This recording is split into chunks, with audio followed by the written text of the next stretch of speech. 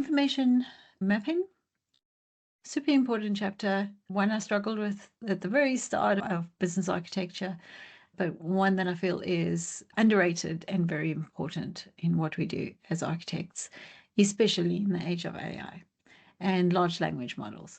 There've been some minor grammatical updates as well. Again, an example that's given in BIZBOK, but it is not relevant to the training that we do.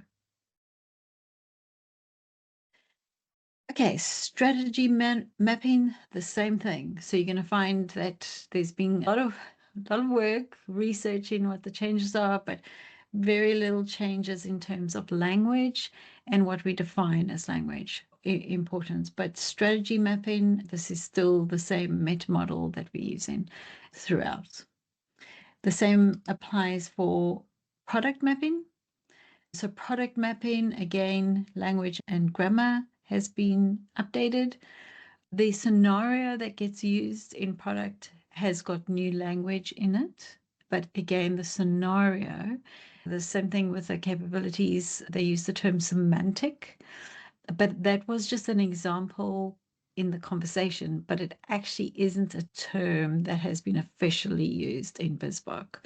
So although it's in BIZBOK, it's not like in the glossary or anything like that. That's also had some minor changes, again, not affecting you. So let's go and have a look at your Metamodel. So we often talk about the Metamodel in Module 10. Now, Module 10 for your learning is a very important module because the module discusses all of the mini modules, that's what, or the mini knowledge base or Metamodel that I call them. Yeah. It also talks about the role of a business architect, and we've added that into your course. It also talks about scenarios, the role, the maturity model as well. So a very important chapter, and I always recommend to all business architects, please go and get through the basic modules first, and then focus on how the relationships work, what your role is, etc., using Module 10. Okay, so governance. Again, there's some grammatical updates that have been done. Let's just go back here.